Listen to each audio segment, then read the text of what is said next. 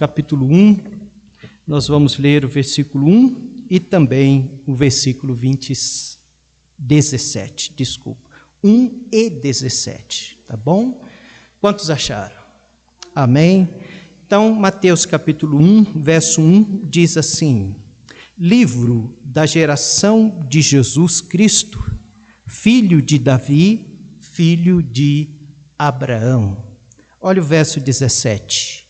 De sorte que todas as gerações, desde Abraão até Davi, são 14 gerações, e desde Davi até a deportação para a Babilônia, 14 gerações, e desde a deportação para a Babilônia até Cristo, 14 gerações. Amém? Vamos orar. Pai, é tão bom e precioso esse tempo, onde podemos ler a Tua palavra e poder ouvi-la, o recado, e também poder ouvir o recado que o Senhor tem para nós. Então, meu Pai, dirija este tempo, fale ao nosso coração, nesse tema tão importante, família, tão próximo de nós, nós amamos, nós sofremos por ela e precisamos da Tua direção para vivermos esta dimensão, ó Pai, da vida de um cristão com excelência. Assim oramos em nome de Jesus. Amém. Podeis assentar, meus irmãos. Eu já havia dito que uma vez por mês eu estaria pregando sobre família, e eu quero continuar até o final do ano, escolher um domingo do mês para pregarmos sobre a família.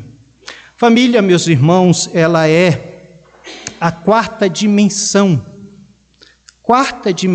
que um cristão deve cuidar, e cuidar com excelência. A vida do cristão, ela tem 6 dimensões, e essas dimensões precisam ser cuidadas, zeladas, para que ele possa crescer e servir ao Senhor com excelência. A primeira dimensão da nossa vida é a espiritual. A segunda dimensão é a emocional. Precisamos cuidar. A terceira dimensão que precisa estar bem é a física. Nós temos um corpo que precisa ser cuidado. A quarta dimensão é a família, que precisa ser cuidada. A quinta dimensão é a financeira. Nós precisamos ser zelosos com as nossas finanças. E a última dimensão é a educacional. Educacional significa que nós não podemos parar de buscar conhecimento. Conhecimento da palavra, ler um livro, um curso, para que nós possamos ter sempre a nossa mente cheia de conhecimento, ativa, para que nós não venhamos, voltar para trás. O crente tem que manter estas dimensões da sua vida boas, zelosas, cuidadas, equilibradas, esta seria a palavra, procurar manter um equilíbrio, não na sua força e nem na minha força, mas na força do Senhor. Senhor, me ajuda a manter essas dimensões tão importantes, equilibradas, para a glória do Senhor. Então nós vamos pregar sobre esta quarta dimensão, tão importante para mim e também tão importante para os irmãos. E o tema da mensagem de hoje é os propósitos de Deus e a minha família. Olha que coisa maravilhosa. Muitas vezes nós pensamos ou não imaginamos de que a sua e a minha família está dentro dos propósitos de Deus. Então vamos pensar sobre isso hoje à noite. Os propósitos de Deus e a minha família. O texto que nós lemos hoje à noite, ela está dentro da genealogia de Jesus. Nós sabemos que Mateus escreveu uma genealogia, esta que nós acabamos de ler, e Lucas, no seu capítulo 3, também escreveu uma genealogia do Senhor Jesus Cristo. E eu vou confessar com os irmãos, e os irmãos vão concordar comigo. Quando nós começamos a ler passagens como estas, muitas vezes dá vontade de virar a página. Muitas vezes nós não temos paciência para ler os nomes que estão ali. Aqui até são 17 versículos, mas quando nós vamos para o Velho Testamento, há genealogias lá com muitos nomes. E muitas vezes nós não temos esta paciência. Mas o que é uma genealogia? Genealogia é o estudo da origem das famílias e dos antepassados de um indivíduo. Então, a genealogia é o estudo da origem das famílias e dos antepassados de um indivíduo. Nesse caso aqui, o Senhor Jesus Cristo. Na Bíblia, nós iremos encontrar várias genealogias. Nós vamos encontrar genealogias de reis, de realezas. Nós vamos encontrar genealogias de famílias sacerdotais. Nós vamos encontrar genealogias de chefes de tribos, de príncipes. Estão aí na palavra de Deus. A genealogia ela tem uma importância. E a importância dela é também mostrar de que a família, ela faz parte da história humana. A família faz parte da nossa história. Assim como estas gerações fazem parte da história passada do nosso Senhor Jesus. Nós vimos ali 42 gerações, desde Abraão até chegar no Senhor Jesus Cristo. Imagine quantas famílias passaram, quantas famílias fazem parte dessas gerações do nosso Senhor e Salvador Jesus Cristo. A genealogia também nos conta algo muito interessante, que Deus sempre se utilizou e continuará utilizando de famílias para cumprir os seus propósitos. Ele olhou e Jesus, ele tem uma história familiar, ele tem uma linhagem familiar, ele tem pessoas que veio antes dele, que faz parte da genealogia dos seus pais e dele. Então as genealogias, ou seja, as genealogias mostram que Deus cumpre os seus propósitos através das famílias. E todo tipo de família. Primeiramente, há famílias nucleares. Quem são as famílias nucleares? É uma família que tem um núcleo onde está o esposo, a esposa, e logo chega um filho. Esta é uma família nuclear, ou nucleares, composto do esposo, da esposa, e também de um filho. Deus cumpre o seu propósito também através das famílias estendidas. Quem são essas famílias estendidas? É aquele casal que mora, talvez, com seus pais, com seus primos, com seus tios, com outros. Alguma circunstância fez com que alguns dos seus familiares viessem morar com ele, ou o casal com a família. Esta é uma família estendida. Deus também cumpre os seus propósitos através destas famílias. Deus também cumpre os seus propósitos através da família monoparenterais. É uma pessoa que assume a parentalidade de outra. Sabe aquela circunstância onde o esposo falece? Onde a mãe tem que assumir a paternidade do filho ou da filha? Eu lembro muito bem de uma jovem esposa, filha da irmã Carmen. Fabíola perdeu o esposo muito cedo. E ela faz parte desse núcleo de família monoparenterais, que teve que assumir sua filha. Mas nós nos aproximamos de Fabíola, Fabíola se converteu, Fabíola está servindo a Deus hoje. E Deus está cumprindo o propósito de Deus, de Deus na vida dela. Ou algum caso de algum pai que não quer registrar o filho e a mãe tem que criar. Monoparenterais é aquela que assume a responsabilidade do filho. E famílias de solteiros. Famílias de solteiros também Deus está cumprindo o seu propósito através dessas famílias. Nós temos o exemplo de Marta, Maria e Lázaro. Até então, eu vejo na Bíblia, era uma família de solteiros. E Deus usou esta família para cumprir o seu propósito. Jesus se aproximou dessas famílias. Então, todo tipo de família em Cristo, Deus está cumprindo o seu propósito. Amém? Mas também, independente daquilo que esta família fez ou faz. Independente daquilo que esta família fez ou faz. Porque muitas vezes nós pensamos de que Deus está usando ou cumprindo o seu propósito apenas por meio daquela família que faz tudo certo, tudo certinho. Talvez a gente pode pensar de que Deus está cumprindo o seu propósito, talvez somente através daquela família que não se desvia da palavra, que não peca contra o Senhor. Se os irmãos me encontrar uma família assim, por favor, me avisa, que eu vou com ela, porque não existe família perfeita. A minha família não é perfeita e a sua família não é perfeita.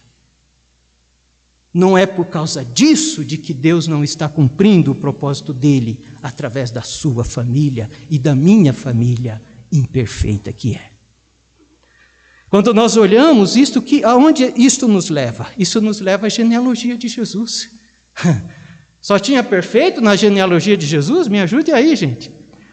Olha o versículo 1 até o versículo 3, quem nós encontramos na genealogia de Jesus.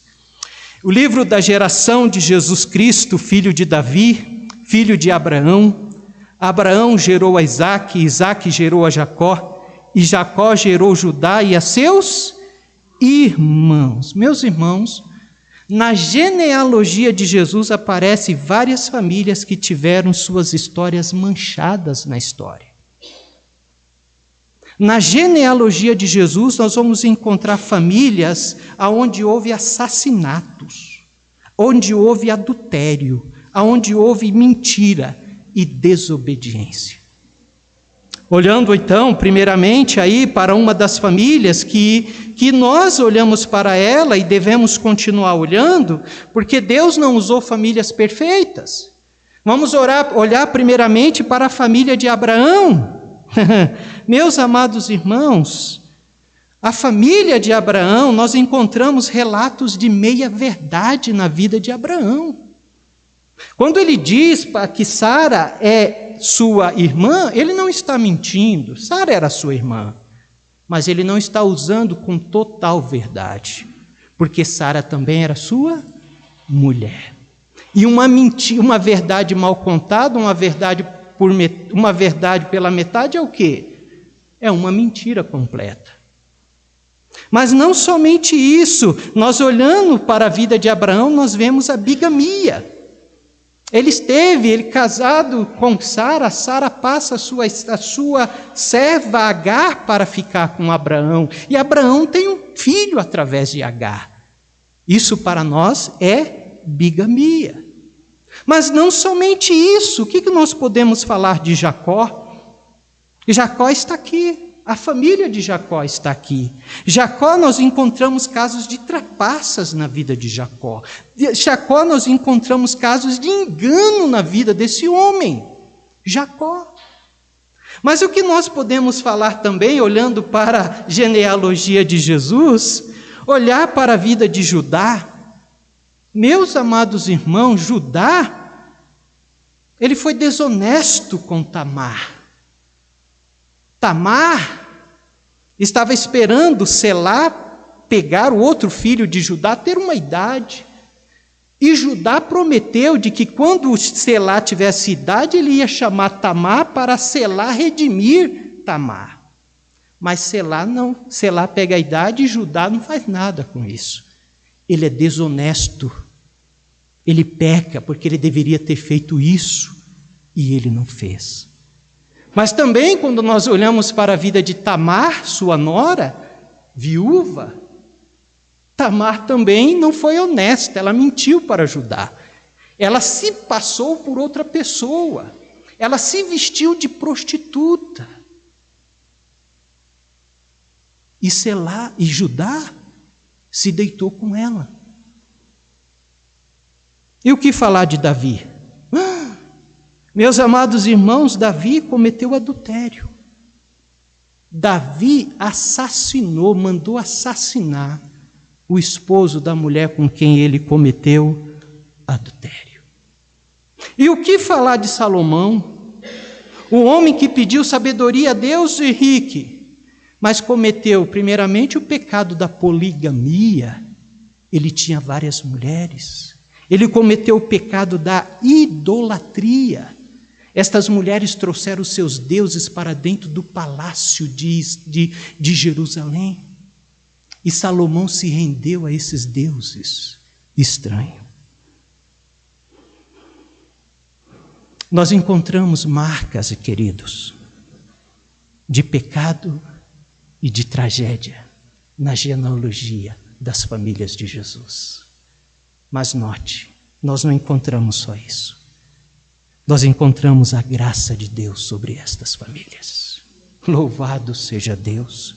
Nós encontramos a graça de Deus sendo derramada sobre as mesmas, mesmo não sendo famílias perfeitas, mesmo sendo famílias que não fizeram coisas terríveis, a graça de Deus veio sobre eles.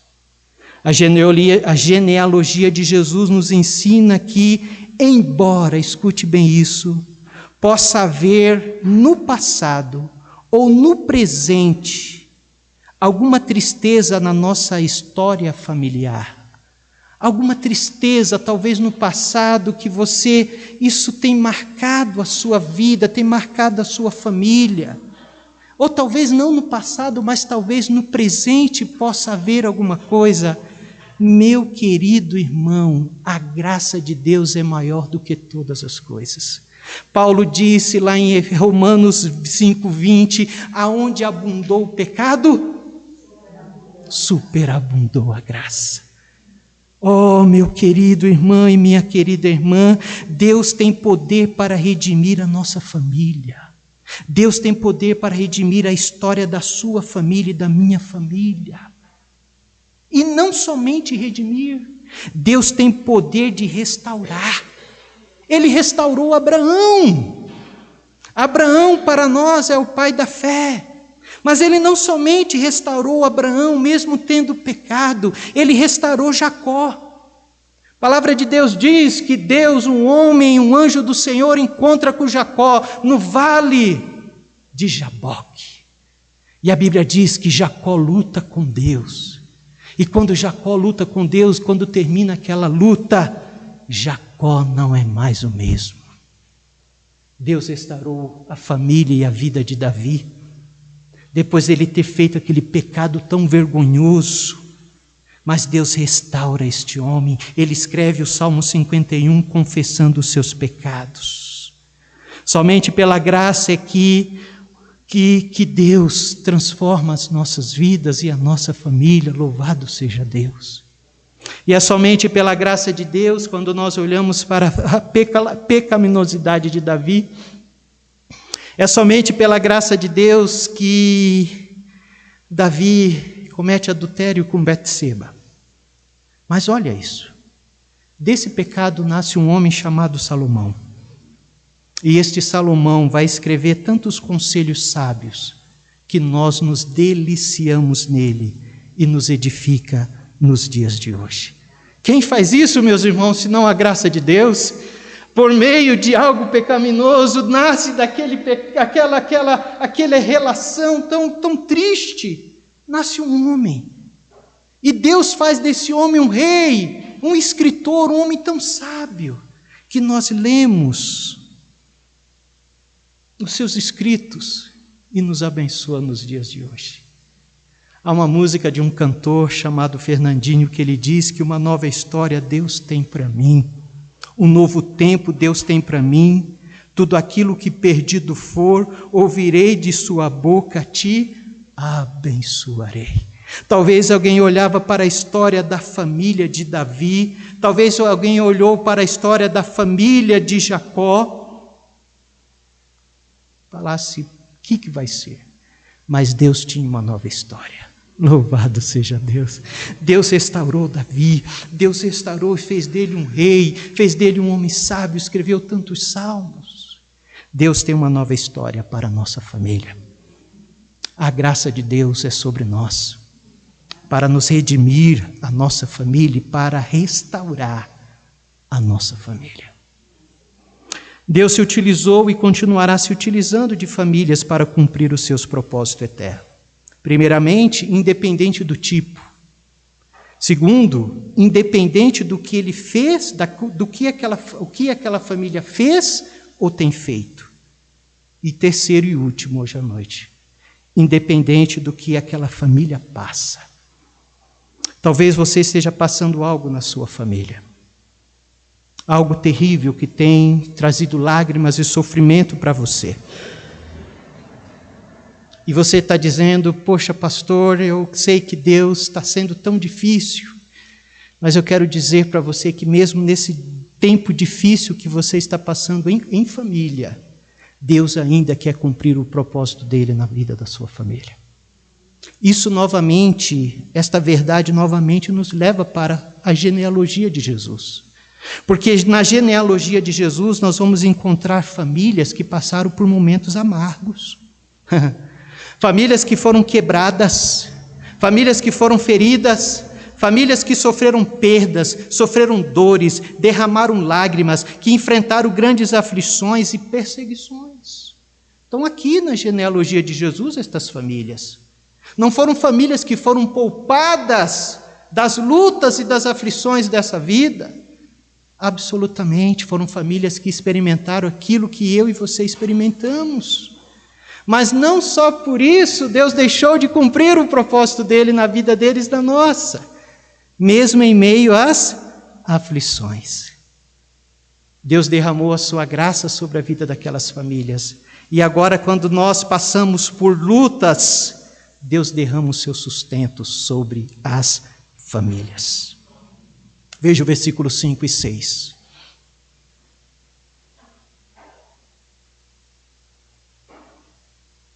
Versículos 5 e 6 diz, e Salmão gerou de Raabe a Boaz, e Boaz gerou de Ruth. Eu poderia olhar para a vida de Ruth e tirar muitas aflições que Ruth passou. Ruth ficou viúva muito nova, sabia? Muito nova. E viuvez naquela época, e sendo ela uma moabita, isso já traduz um pouco do sofrimento que esta mulher passou. Mas nós não vamos pegar a vida de Ruth, vamos continuar. Boaz gerou de Ruth a Obed, e Obed gerou a Jessé. E Jessé gerou o rei Davi, e o rei Davi gerou a Salomão, da que foi mulher de Urias. Deus me levou a pegar aqui a vida de Davi. Davi passou por aflições. Oh, meus irmãos, você tem passado por lutas? Você tem passado por lágrimas na sua família? Escute só a história de Davi um pouco, que eu vou contar para vocês. Davi passou por momentos amargos em famílias, aflições, dores e lágrimas. E a maioria dos salmos que Davi escreveu, ele escreveu muitos salmos, ele escreveu justamente nessas épocas onde ele passou por aflições e angústia e sofrimento, com a sua família. Obviamente com outras realidades, como a realidade do rei Saul. Mas a maioria dos salmos, Davi está falando de tempo que ele viveu em família, de sofrimento, de angústia, e ele traduz esse sofrimento por meio desses salmos maravilhosos.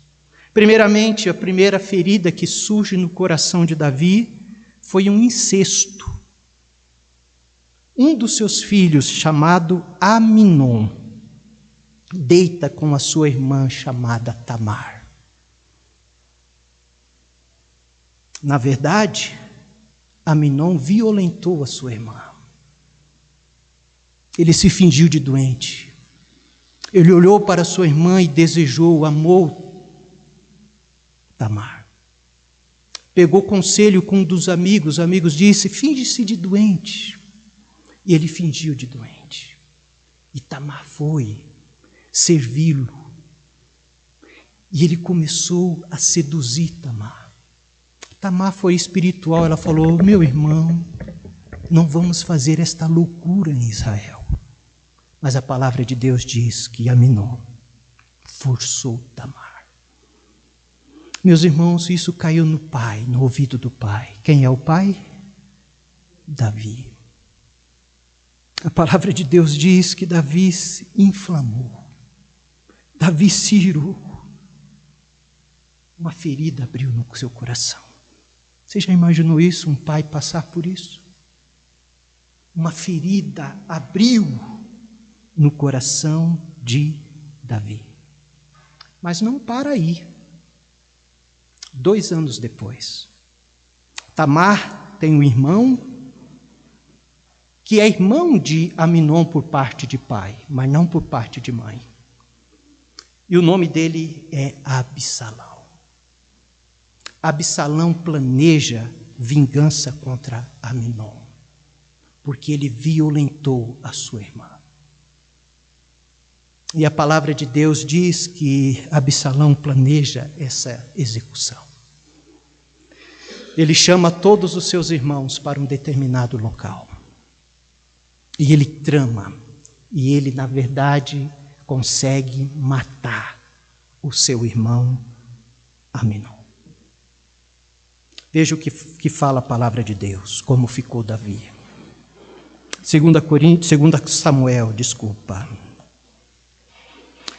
Samuel 13.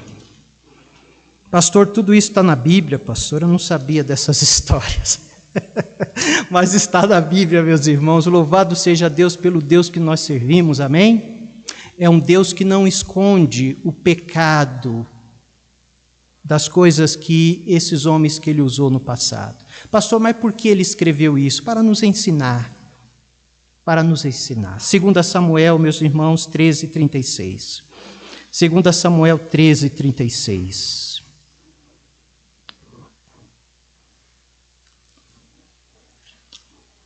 Segunda Samuel 13. Eu estou em 2 Crônica, 2 Samuel. Deixa eu ir até lá. 13:36. Veja o que diz a palavra de Deus.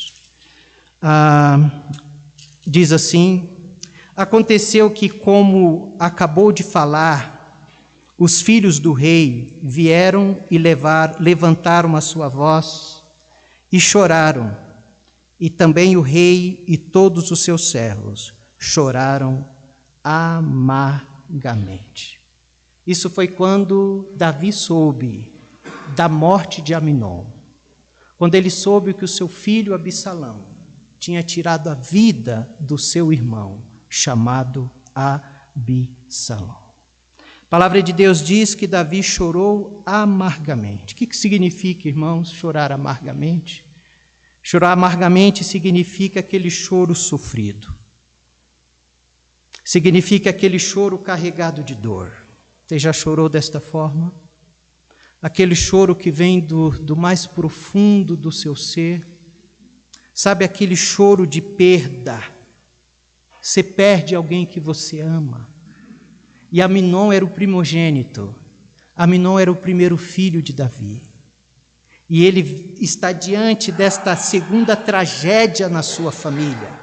Ele está diante dessa segunda ferida em seu coração. Mas aqui, meus irmãos, Davi não perde somente um filho. Davi não perde somente Aminon. A palavra de Deus vai nos dizer que Davi também perde Absalão. Porque Absalão, ele foge, ele se torna um foragido, e ele fica 3 anos longe de Davi. E Davi, então, após 3 anos, ele já tinha acalentado no seu coração a dor de Aminon. E Davi faz de tudo para que pudessem trazer Absalão de volta. Absalão vai voltar. Aí nós vamos encontrar uma terceira ferida na vida de Davi. Porque Davi amava Absalão. E quando Absalão chega, meus amados irmãos, Absalão se rebela contra o seu pai. A palavra de Deus diz que Absalão trai a nação. E sabe o que Davi tem que fazer para que não ser morto pelo seu filho Absalão? A palavra de Deus diz que Davi tem que fugir do seu próprio filho. Davi tem que esconder-se nas cavernas. Ele tem que se esconder com as suas esposas, na verdade com os seus filhos. Ele deixou as suas concubinas e ele foge para salvar a sua vida. Feridas no coração deste homem, sofrimento no coração deste homem. Quando nós lembramos de Davi, nós sempre lembramos que Davi foi o homem segundo o coração de Deus, e você está certo. A Bíblia diz que Davi foi um homem segundo o coração de Deus. Mas Davi também foi um homem de espírito amargurado.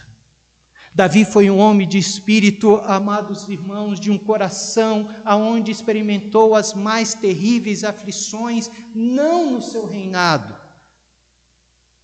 mas dentro da sua própria casa. Existe algo que te machuca mais? Existe algo que te dói mais no seu coração? O que acontece lá fora machuca a gente, atinge a gente, nós sentimos, mas não tanto quanto acontece dentro da nossa casa. Nós somos marcados, nós sentimos, mas o Senhor sustentou Davi. Louvado seja Deus. E é isso que eu gostaria de trazer para os irmãos. Se você tem passado por lutas, por dificuldade, aflições na sua família, lembre-se sempre de que o Senhor sustentou Davi, e Ele quer sustentar, Ele está disposto a sustentar a sua família, e realizar na vida da sua família os propósitos eternos, e os propósitos que Ele tem para você. Não pare, querido, não pare, não desista da sua família, não desista de lutar, porque a sua família e a minha, mesmo diante das aflições, está dentro de um propósito que talvez nós não sabemos, não conhecemos e até não entendemos. Mas a sua família está dentro de um propósito maior. Quantos creem nisto? Está dentro de um propósito maior. E após passar tudo isso, a palavra de Deus diz que Davi compôs um cântico de ações de graça. Olha o que a palavra de Deus diz em 2 Samuel 22, de 1 a 4. Davi compôs um cântico de ações de graça por tudo aquilo que o Senhor fez na vida dele. Ele diz, capítulo 22, verso 1, diz: E falou Davi ao Senhor as palavras deste cântico, num dia que o Senhor o livrou das mãos de todos os seus inimigos e das mãos de Saul. E disse, pois, o Senhor é o meu rochedo, o meu lugar forte, o meu libertador. Deus é o meu rochedo, nele confiarei, o meu escudo e a força da minha salvação, o meu alto retiro, o meu refúgio, o meu Salvador, da violência me salvas. O Senhor digno de louvor, invocarei, e de meus inimigos ficarei livre. Verso 18, livrou-me do meu poderoso inimigo e daqueles que me tinham ódio, porque eram mais fortes do que eu. Encontraram-me no dia da minha calamidade, porém o Senhor se fez o meu amparo, louvado seja o Senhor. E tirou-me para um lugar espaçoso, e livrou-me porque tinha prazer em mim. Recompensou-me o Senhor conforme a minha justiça, conforme a pureza das minhas mãos, me retribuiu. Verso 31, queridos, passa uma página, ele vai continuar dizendo: o caminho de Deus é perfeito. Você crê nisso? O caminho de Deus é perfeito. Davi está dizendo, mesmo em meio de tudo aquilo que ele passou. E a palavra do Senhor é refinada, e é o escudo de todos os que neles confiam. Porque quem é Deus senão o Senhor? E quem é rochedo, senão o nosso Deus, meus irmãos? Deus é a minha fortaleza, a minha força, e Ele perfeitamente desembaraça o meu caminho. Que Deus nos abençoe. Esse é o Davi com o coração ferido. Esse é o Davi que passou aflição na sua família. Mas a vitória veio. Deus o sustentou, Deus o retribuiu, Deus deu força e graça na vida daquele homem. Então, ler a genealogia de Jesus é estudar a história de famílias. Encontramos famílias com erros, com decisões erradas, com decisões equivocadas, com pecados. Encontramos famílias com feridas, com perdas, com dores, com lágrimas, com grandes aflições, com perseguições, com tragédias. Mas sobre estas famílias foi derramado a graça do Senhor. E sobre estas famílias o Senhor o sustentou. E todas elas foram usadas para cumprir os propósitos do Senhor. Então eu quero te dizer hoje à noite, a sua família está ligada aos propósitos do Senhor. Independente daquilo que você está passando e enfrentando, a sua família está ligada aos propósitos do Senhor. E eu quero terminar dizendo, não permita que nada dessa vida impeça Deus escrever uma nova história na sua vida e na vida da sua família. A palavra de Deus diz, tu, pois, meu filho, fortifica-te na graça que há em Cristo Jesus. Fortifica a sua vida. E através da sua vida você vai fortificar a vida da sua família. Venha até o altar hoje e derrame o seu coração diante do Senhor. Venha até o altar hoje e diga, Senhor, eu peço força, eu peço sabedoria, Senhor, eu peço graça, eu peço que o Senhor me sustente para que eu continue lutando pela minha família, para que os meus filhos, meu esposo, seja quem for, venha comigo experimentar os propósitos e os planos do Senhor. Amém? Fica firme. Nós servimos um Deus que redime, um Deus que restaura, um Deus que sustenta, e um Deus que restaura e cumpre os seus propósitos na minha e na sua família. Baixe a sua cabeça e feche os seus olhos. Baixe a sua cabeça, eu quero convidar nosso irmão Lucas que chegue até o piano. Baixe a sua cabeça. Pastor, eu quero hoje representar a minha família. Talvez você não esteja com a sua família completa aqui. Está faltando alguém.